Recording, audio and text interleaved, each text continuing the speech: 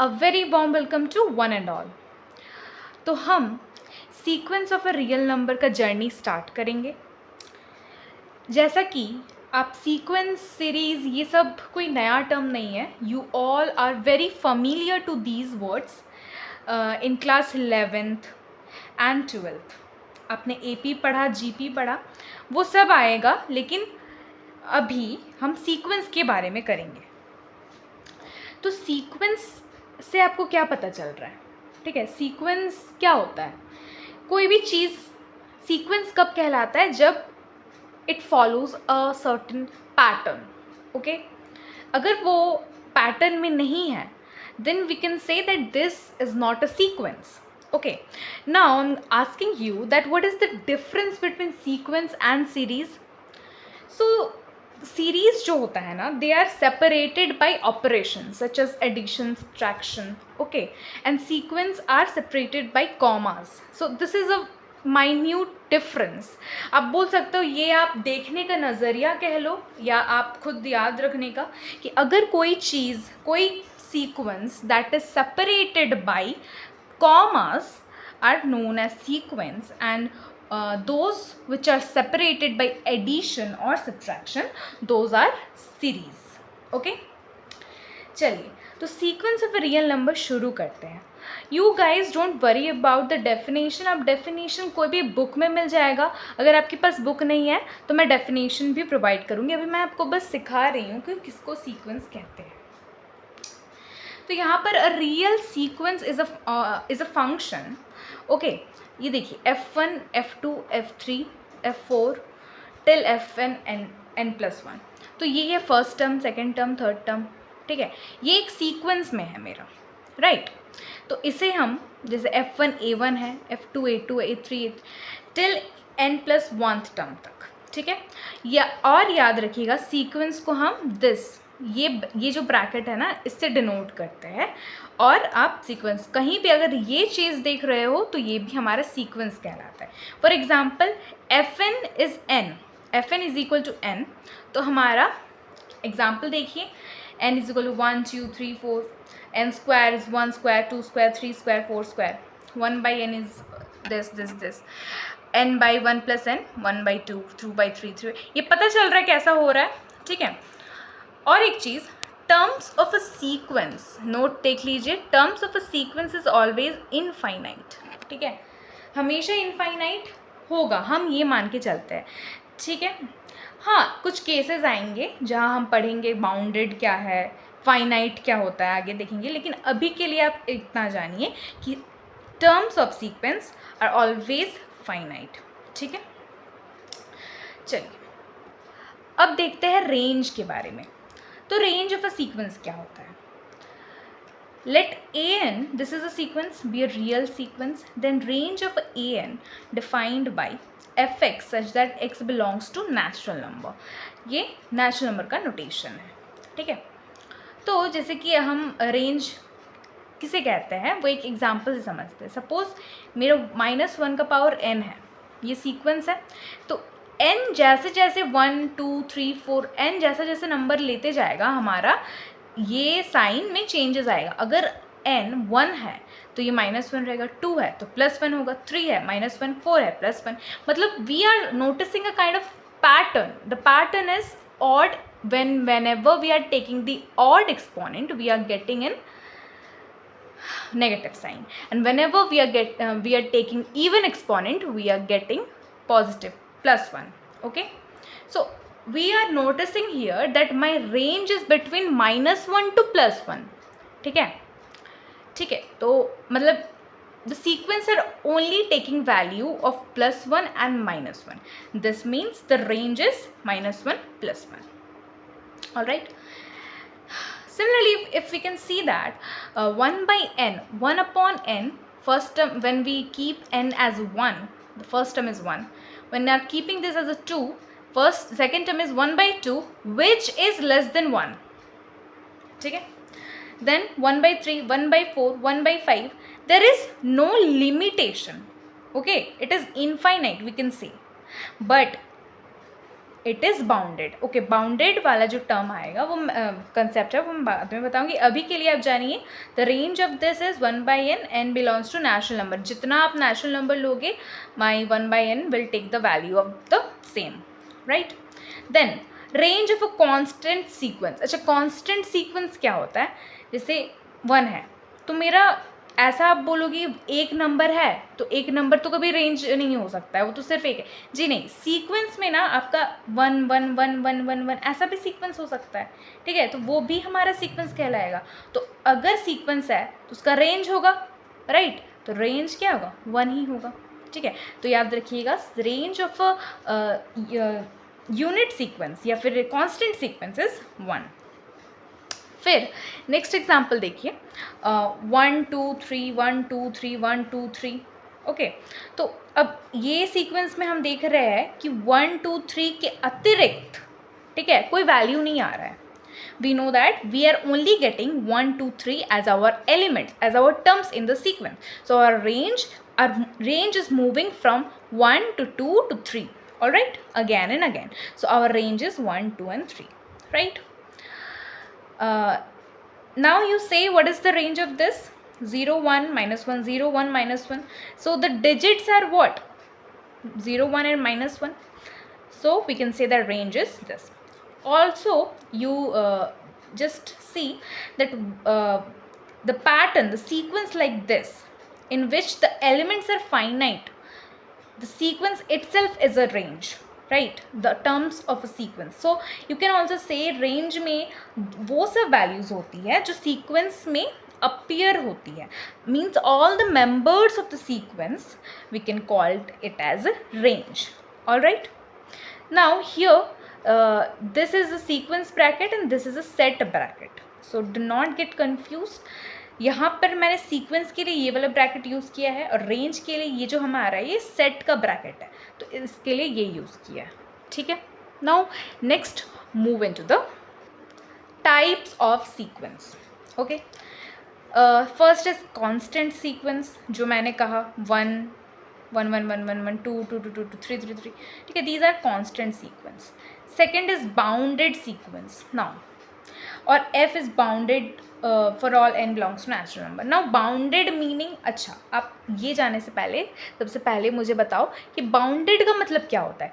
किसी चीज़ का मतलब कोई भी चीज़ से घिरा हुआ, वो बाउंड है, उसके बाहर नहीं है, ठीक है. बाउंड्री, ठीक है, बाउंड्री समझते हो, बाउंड्री से बाउंड आया है, ठीक है. अब जैसे 1/n है, आपको कहना है, आपको बताना है कि 1/n जो है वो बाउंडेड है कि नहीं, ठीक है. मैंने इससे पहले आपको कहा था कि 1/n में n का जितना जितना हम नेचुरल वैल्यू, नेचुरल नंबर्स देते जाएंगे वो इतना इतना बढ़ते जाएगा. तो n, तो हम एक कॉपी में इसको करके दिखाती हूँ, ठीक है. जैसे कि 1/n है, ये सीक्वेंस दिया है. अब n का मैं जो जो वैल्यू पुट करूँगी, suppose n is equal to 1, मैं 1 पुट की तो मेरा सीक्वेंस का फर्स्ट टर्म 1 आया. n इज़ इक्वल टू 2 अगर दूंगी तो सीक्वेंस का 1/2 आएगा. फिर 3 दूंगी तो 1/3 आएगा. फिर 1/4. आप एक चीज़ नोटिस करो कि ये जो सेकेंड डिजिट है वो 0.5, ठीक है. फिर वो उससे और छोटा, फिर वो उससे और छोटा, ये छोटा होते होते कहाँ जा रहा है? अगर मैं ऐसे करके n का वैल्यू इन्फिनिटी लेती हूँ, मतलब इनफाइनाइट, 1/इनफाइनाइट इज़ व्हाट? 0, ठीक है. इसका मतलब ये मेरा इन्फिनिटी पे नहीं जा रहा है, सीरीज़ हमारा टेंडिंग टू 0 पे जा रहा है, ठीक है. मतलब ये बाउंडेड तो है. अब किससे बाउंडेड है? It is bounded between 1 and 0, इससे और इससे बाउंडेड है. मतलब फर्स्ट टर्म 1 है, लास्ट टर्म 0 है. तो 1 और 0 के बीच अगर रियल लाइन नंबर पे आप देखोगे, रियल नंबर पे, तो 1 और 0 के बीच जितने एलिमेंट्स आएंगे वो सब इस सीक्वेंस का एलिमेंट टर्म्स हैं, ठीक है. तो हम यहाँ देख रहे हैं, yes it is bounded between 1 and 0, right. अब -1/n. अब -1/n क्या है आपका? अब फर्स्ट टर्म -1 आएगा, फिर -1/2 आएगा, -1/3 आएगा. तो अब इसमें क्या है ना, -1/2 जो होगा वो -1 से क्या होगा? बड़ा होगा. फिर ये क्या होगा, उससे बड़ा होगा, मतलब -1 मेरा सबसे छोटा है, ठीक है। अब आगे बड़ा होते होते होते होते कहाँ तक जाएगा, ये बड़ा होते होते 0 तक जाएगा। मतलब आप रियल नंबर अगर ड्रॉ करें, 1 इधर है, 0 इधर है, -1 इधर है। आपका जो फर्स्ट वाला एग्जाम्पल था वो इसके अंदर लाई कर रहा था, अब जो है वो इसके अंदर लाई कर रहा है, ठीक है। मतलब ये 0 जो होगा ना, वो हमारा बाउंड्री है, 0 के इस तरफ ये वाला -1/n नहीं जाएगा, मतलब बाउंडेड तो है। Now it is bounded between -1 to 0, ठीक है, जो मैंने यहाँ आपको बताया। n इज इक्वल, अब n है, ठीक है। अब n दिया हुआ है, मतलब n बिलोंग्स टू, अच्छा इसमें ऊपर दे दिया है कि n belongs to natural number. अब n का वैल्यू 1 रखो, 2 रखो, 3 रखो। अब नेचुरल नंबर का तो अंत अनंत है, अंत तो नहीं है, अनंत है, ठीक है। मतलब ये इनफाइनाइट तक जा रहा है, मतलब बाउंड्री नहीं है। हम लोग नेचुरल नंबर को बाउंडेड नहीं कह सकते, ठीक है, तो इट इज़ नॉट बाउंडेड, ठीक है। n/1 + n, अच्छा अब n/1 + n, n/1 + n, ऊपर 1, अगर हम n का वैल्यू 1 रखते हैं तो 1/2 फर्स्ट टर्म आता है, n का वैल्यू 2 रखते हैं तो 2/3 आएगा, फिर 3/4 आएगा, ठीक है। तो ये बढ़ रहा है, ये वाला बढ़ रहा है। अब ये किस तक, कितना तक जा सकता है, ये वाला, ये 1 तक जाने की कोशिश करेगा, ठीक है। हाफ से 1 तक जाने की कोशिश करेगा, मतलब ये बाउंडेड है बिटवीन ½ and 1, ठीक है। फिर है आपका दिस वन, -1 का पावर n। अब ये वाला सीक्वेंस तो मैंने आपको कहा था क्या है, रेंज इसका कहा था, रेंज -1 to 1 है। तो ये बाउंडेड है कि नहीं ये बताना है। बाउंडेड है जी, बिल्कुल ये बाउंडेड है। किससे बाउंडेड है, तो +1 से -1, ठीक है। आई होप इतना तक किसी को कोई डाउट नहीं है। मैंने बाउंडेड का मतलब बताया, कुछ एग्जांपल्स देके आगे देखते हैं। जैसे कि है मोनोटोनिकली इंक्रीजिंग सीक्वेंस। अच्छा, इंक्रीजिंग का मतलब हमें पता है, सीक्वेंस का पता है, मोनोटोनिकली क्या है भाई, ये कोई नया टर्म आ गया, तो उसको देखते हैं। अच्छा, sequence fn is said to be monotonically increasing sequence if fn is less than equal to fn + 1 for all n belongs to natural number. कुछ समझ आया जी? नहीं, हम अभी समझा देंगे आपको इसका मतलब क्या है, ठीक है। अच्छा, मोनोटोनिकली इंक्रीजिंग हम कुछ ऐसा सुनते हैं, हम अगर ग्राफ से समझे, इंक्रीजिंग का मतलब क्या होता है, बढ़ रहा है, 1 2 3 4 फॉर एवरी वैल्यू ऑफ, ये क्या बढ़ रहा है इसका, ठीक है। तो अब मोनोटोनिकली इंक्रीजिंग क्या है, आप ग्राफ से ही आप समझ जाओगे, बढ़ रहा है फिर कांस्टेंट है, बढ़ रहा है कांस्टेंट है, बढ़ रहा है कांस्टेंट, मतलब बढ़ तो रहा है लेकिन कांस्टेंट भी आ रहा है वैल्यू। यहाँ 1 2 3 पे ये जो 3 है, 3 4 5, उस पर वैल्यू क्या दे रहा है, कांस्टेंट दे रहा है 3, ठीक है। इसमें क्या था, वैल्यू बढ़ रहा था और इसमें रुक गया है। रुक रहा मतलब डिक्रीजिंग तो नहीं जा रहा है, ग्राफ ऐसा तो नहीं जा रहा है, ऐसा होके फिर ऐसा नहीं, वो कांस्टेंट है, फिर वो आगे क्या हो रहा है, बढ़ रहा है। मतलब ये बढ़ तो रहा है बट मोनोटोनिकली बढ़ रहा है, ठीक है। एग्जाम्पल देख लेते हैं, जैसे कि n है 1 2 3 4, ये इंक्रीजिंग है, ठीक है। n² है, ये भी ठीक है, ये है, ये मोनोटोनिकली इंक्रीजिंग, या फिर आप प्रिसाइजली कह दो तो ये मोनोटोनिकली इंक्रीजिंग। 1 है, फिर 2 2 2, 3 3 3 3 4 4 4, तो ये मोनोटोनिकली इंक्रीजिंग। और स्ट्रिक्टली इंक्रीजिंग क्या है, जैसे मैंने आपको कहा, स्ट्रिक्टली इंक्रीजिंग मतलब बिना रुके जो सिर्फ इंक्रीज हो रहा है, ठीक है। उसका एग्जाम्पल से कुछ।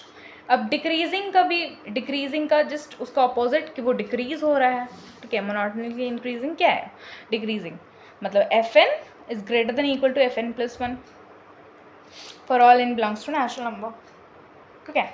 ये क्या है, ये fn जो टर्म है, ये उसके बाद वाला टर्म है, तो मतलब ये बड़ा होगा, मतलब पहले वाला टर्म बड़ा होगा, ये आप समझिए चीज़ को। तो पहले वाला टर्म बड़ा किस में होता है, डिक्रीजिंग में बड़ा होता है, ठीक है। मतलब प्रीसीडिंग टर्म बड़ा है पोस्ट टर्म से, इसका मतलब मोनोटोनिकली डिक्रीजिंग, ठीक है। उसके कुछ एग्जांपल्स हैं।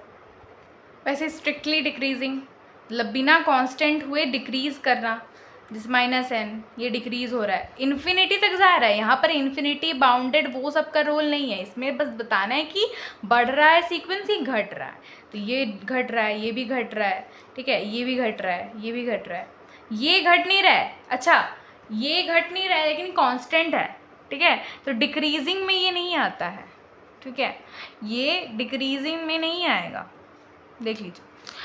अच्छा note an, this sequence is monotonically increasing or monotonically decreasing if and only if minus of an is monotonically decreasing or monotonically increasing। इसका मतलब समझते एग्जाम्पल से। 1/n is monotonically decreasing, अगर 1/n monotonically decreasing है तो उसका negative monotonically increasing होगा, आपको दिख नहीं रहा है? अगर 1/n monotonically decreasing है, जैसे हम लोग देखा कि 1/n वैल्यू 1 से 0 तक जा रहा है, तो ये क्या होगा, उसका नेगेटिव हमेशा उल्टा होगा, मतलब इंक्रीज करेगा। जैसे हम लोग उसका भी एग्जाम्पल देखें कि -1/n -1 से 0 तक जा रहा है, तो वो इंक्रीज कर रहा है। अगर आप उल्टा ले लेते, मान लीजिए ये डिक्रीज करता तो ये इंक्रीज करता, तब ये समझ गए आप चीज़ें, ठीक है। तो मैं ये सब जो है ना, इसका आप स्क्रीनशॉट ले लीजिए, ये डेफिनेशन है, आपको काम आएगा लिखने में, ठीक है। टेक अ स्क्रीनशॉट, मैंने ये सब आपको समझाया, ये मैं भी समझाऊंगी, least upper bound greatest lower bound क्या होता है, ये सब का डेफिनेशन का स्क्रीनशॉट ले लीजिए। और limit of a sequence next class में करेंगे, आज ग्रेटेस्ट लोअर बाउंड, ये अपर बाउंड और लोअर बाउंड बताऊंगी, ठीक है। चलिए, अपर बाउंड, अपर बाउंड क्या होता है? हम लोग बाउंडेड सीक्वेंस तो देख लिए कि बाउंडेड किसको कहते हैं, मतलब जो घिरा हुआ है। तो अपर बाउंड क्या होगा, सबसे ग्रेटेस्ट, मतलब आप ग्रेटेस्ट का टर्म नहीं, यहाँ सिर्फ अपर बाउंड का टर्म आया। देखिए ये नंबर लाइन है, सपोज ये बाउंडेड है या इतना तक, ये मेरा, ये यहाँ पर सपोज 7 है, मतलब ये हमारा अपर बाउंड है, ठीक है, ये हमारा अपर बाउंड है। और ये जो इधर जो घिरा हुआ है -7, ये मेरा लोअर बाउंड है। अभी मोटा मोटी तौर पर आप ये समझिए। So given a subset S of a real number, if there exists a finite real number m such that x is less than equal to m for all x belongs to S। अब वहीं पे S is a subset, ठीक है, अगर उस पर एक finite real number m कोई एग्जिस्ट कर रहा है, तो m जो होगा ना, वो क्या होगा, बड़ा होगा जितना भी टर्म है उससे अंदर में, for all x equal to, मतलब ये वाला जो x 7 है, ये सब, ये सेट मेरा कोई दिया हुआ है, सपोज अ सेट 1 2 3 4 5, ठीक है। अगर मैं कहूँ इसका अपर बाउंड क्या है, तो अपर बाउंड आप कहोगे इसका 5 है, ठीक है, क्योंकि 5 जो टर्म है मेरा ये सभी से बड़ा है, ठीक है। और लोअर बाउंड क्या कहोगे, लोअर बाउंड इसका, लोअर बाउंड 1 है, ठीक है। So then the set is said to be bounded above or upper bound number m is called the upper bound of a set, ठीक है। If no such member m can be found, we say that set is not bounded above। अगर कोई m नहीं मिलता हमको, मतलब जैसा कि n सीक्वेंस ऑफ n वाला केस में, ठीक है, ये वाला सीक्वेंस का केस में, इसमें हमें कोई m नहीं मिला, मतलब कोई जो सबसे बड़ा टर्म है वो नहीं मिला, क्योंकि इनफाइनाइट तक जा रहा है, तो ये बाउंडेड ही नहीं है, नॉट बाउंडेड, ठीक है। तो वही बोल रहा है। फॉर एग्जाम्पल, अगर आप ये वाला एग्जाम्पल देखोगे, ठीक है, s इक्वल टू हाफ 2/3 3/4, ठीक है, n+1, so it is bounded above, क्योंकि ये ज़्यादा से ज़्यादा मैक्स टू मैक्स 1 तक जा रहा है, ठीक है। Since member of set s is less than 1, then therefore 1 is the upper bound. यहाँ पर देखो लिखा हुआ है, ठीक है, 1 is the upper bound of the given set. 2 2.5 3 any number which is greater than 1 is also upper bound. अब यहाँ पे क्वेश्चन हमारा ये उठ रहा है जी, अब देखिए कि ये वाला जो, सपोज मैं एग्जांपल 1/n का दे रही हूँ, ये कहा, इसका क्या होगा, कहानी 1 से लेकर 0 तक ही जा रहा है, ठीक है।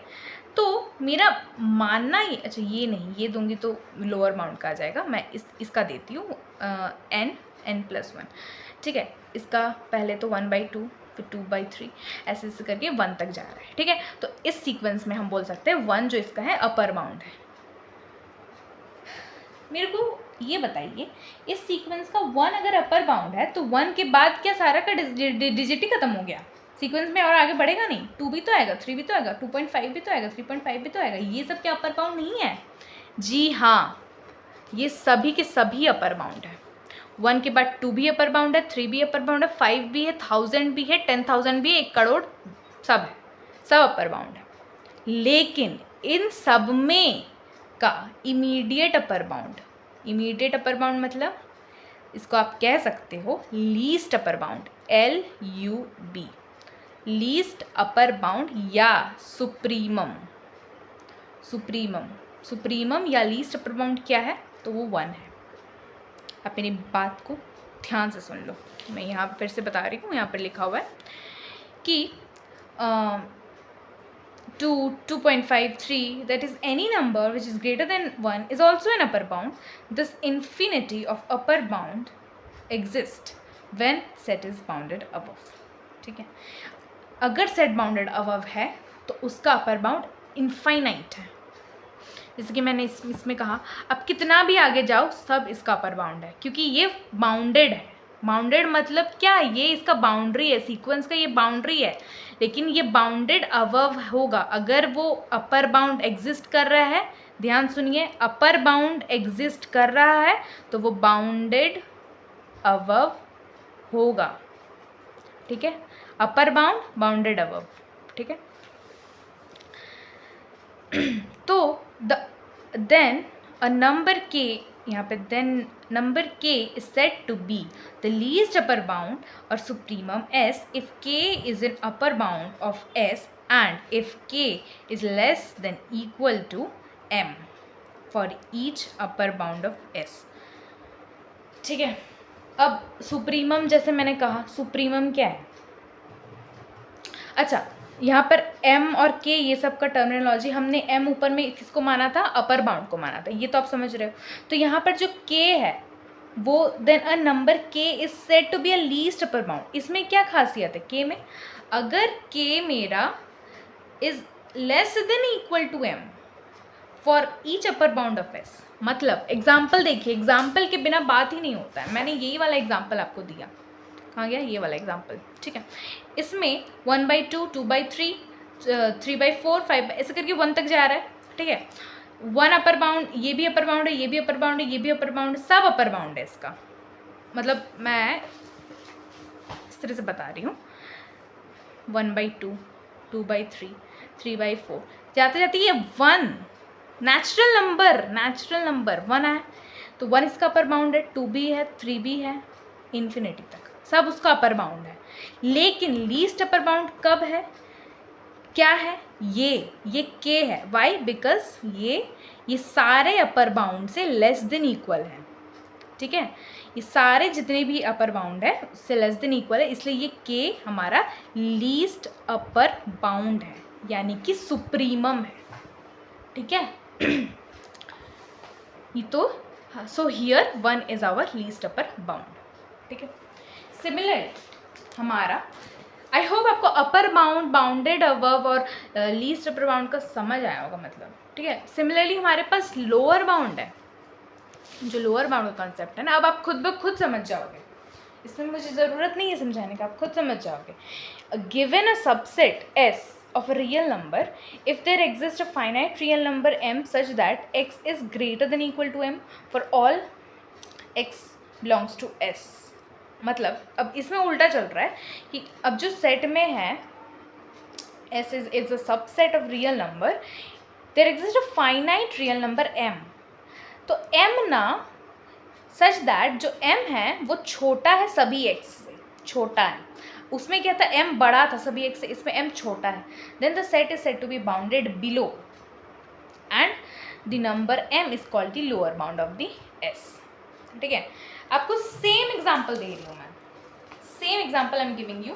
अच्छा, यहीं पे एग्जाम्पल दिया हुआ है, if no such number m can be found we say that the set is not bounded below. ठीक है, आगे देख लीजिए, for example the set this 1/2, 2/3, 3/4 n by n+1 is bounded below, ये बाउंडेड बिलो है since each number of the set is greater than 1/2। आपको पता है ये इससे सारा का सारा, ये जो सेट है, सेट का इससे सारा का सारा टर्म बड़ा है, ठीक है। तो therefore 1/2 is the lower bound of the given set. लेकिन 1/2 से पहले 1/4, 0, -1, -2, वो नहीं दिख रहा है। सो 1/2 is the lower bound of the given set. लेकिन 1/2 से नीचे भी तो टर्म्स है ना, 1/4, 0, -1, 2, ये सभी तो सब लोअर बाउंड है। जी हाँ, बिल्कुल, ये सभी इसके लोअर बाउंड है। लेकिन 1/2 क्या है, इसका ग्रेटेस्ट लोअर बाउंड। सभी लोअर बाउंड का जो एकदम ग्रेटेस्ट टर्म है ना, वो हमारा ये है। मतलब दस अ नंबर के, ये के है, is said to be a greatest lower bound और infimum if k is a lower bound for s and k is greater equal to m for each lower bound of M.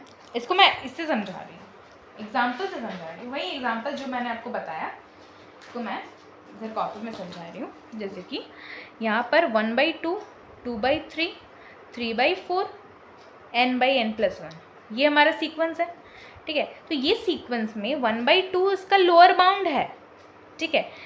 लेकिन 1/4 भी तो है, वो लिखा नहीं हुआ है सीक्वेंस पे, लेकिन 1/4 इससे छोटा क्या नहीं है, होता है। -1 इससे छोटा होता है, ठीक है। 0, -2 इससे छोटा होता है। तो ये सभी के सभी छोटे हैं, लेकिन इन सभी में से जो सबसे बड़ा है वो 1/2 है। तो ये मेरा क्या हो गया, ग्रेटेस्ट लोअर बाउंड और इनफीमम। देखिए, यहाँ तक चीज़ें क्लियर होनी चाहिए।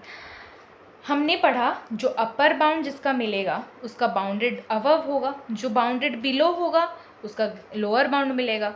लोअर बाउंड है तो ग्रेटेस्ट लोअर बाउंड भी होगा, अपर बाउंड है तो greatest upper bound least upper bound भी होगा। चीज़ें समझ आई?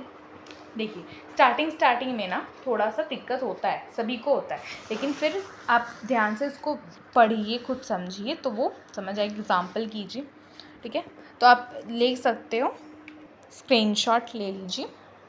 तो हमने क्या क्या देखा, सीक्वेंस देखा, फिर अच्छा अपर बाउंड लोअर बाउंड ये देखा, bounded sequence, least upper bound, greatest lower bound, monotonic sequence, okay. ये limit of a sequence next class होगा। और फिर हमने अपर बाउंड देखा, लोअर बाउंड देखा, फिर रेंज देखा और मोनोटोनिकली इंक्रीजिंग डिक्रीजिंग सीक्वेंस देखा। आई होप ये वीडियो आपको पसंद आया है। अगर आपको ये पसंद आया है तो प्लीज़ कमेंट करना और लाइक करना, ताकि मैं मोटिवेट हूँ आगे मोर सच वीडियोज़ लाने के लिए। Alright, till then stay tuned, keep learning.